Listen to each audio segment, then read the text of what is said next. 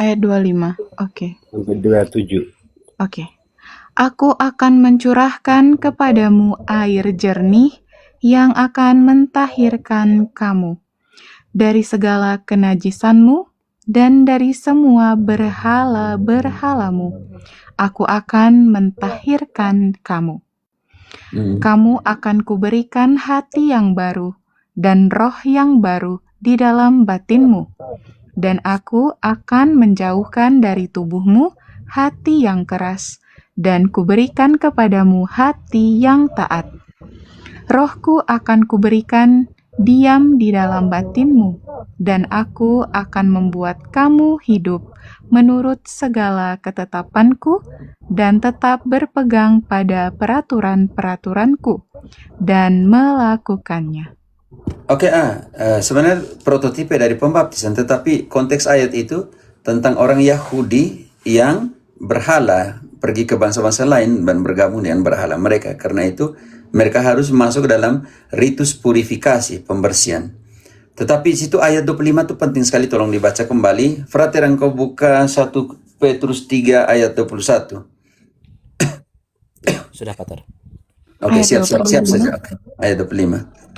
Aku akan mencurahkan kepadamu air jernih yang akan mentahirkan kamu dari segala kenajisanmu dan dari semua berhala-berhalamu. Aku akan mentahirkan kamu. Oke, aku akan mentahirkan kalian. Ini penting, pembaptisan sebagai purifikasi dalam pengertian. Tetapi saya tidak mau lihat di situ, saya hanya mau lihat di ayat 26. Ada hubungan dengan pembaptisan, penting sekali di situ. Kamu akan kuberikan hati yang baru dan roh yang baru di dalam batinmu. Dan aku akan menjauhkan dari tubuhmu hati yang keras, dan kuberikan kepadamu hati yang taat. Oke, bagaimana kita kaitkan itu ayat 26 itu dengan 1 Petrus 3 ayat 21? Pembaptisan untuk apa? Meminta hati nurani yang baik. Juga kamu sekarang diselamatkan oleh kiasannya, yaitu baptisan. Maksudnya bukan untuk membersihkan kenajisan jasmani, melainkan untuk mohonkan hati nurani yang baik kepada Allah oleh kebangkitan Yesus Kristus. Karena itu pembaptisan, baca kembali Yeskiel 26-nya, 36-26, memberikan hati yang baru. Pembaptisan dalam 1 Petrus 3 ayat 21 bukan hanya untuk membersihkan kenajisan jasmanimu, melainkan untuk memohonkan hati nurani yang baik. Karena itu pembaptisan di mana Allah memberikan hati yang baru. Yeskiel 36-26. Kamu akan kuberikan hati yang baru dan roh yang baru di dalam batinmu. Dan aku akan menjauhkan dari tubuhmu hati yang keras, dan kuberikan kepadamu hati yang taat. Tahan dulu di situ. Jadi ini penting sekali. Pembaptisan memintakan hati nurani yang baik. Dan di dalam hati nurani itu berdiam apa? Kisah 2 ayat 38. Pembaptisan untuk terima apa?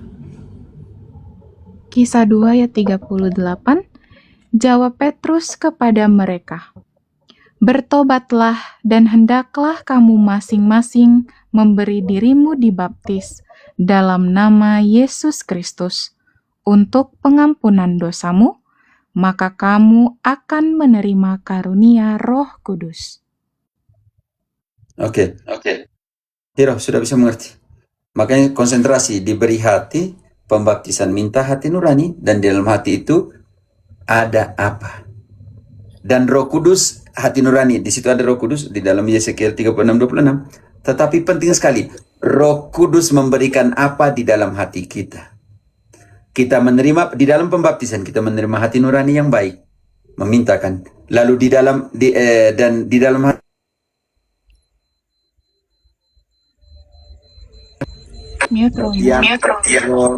tidak ada telepon masuk dari sudah makan siang ini Joshua. Ada pastor satu di bawah. Makanya tidak bisa jam 12 ini. Di dalam hati nurani yang baik, Allah memberikan apa? Roma 5 ayat 5. Makanya saya sampai 12 karena itu, karena makan siang. Ya. Roma 5 ayat 5. Dan pengharapan tidak mengecewakan, karena kasih Allah telah dicurahkan di dalam hati kita oleh Roh Kudus yang telah dikaruniakan kepada kita. Oke. Oke, terima kasih teman-teman. Semoga Hiro bisa mengerti. Sudah bisa. Oke, jangan marah Adam. Sudah tidak ini Romo tadi telepon untuk makan, turun 2 kali di telepon supaya pergi makan. Oke. Oke.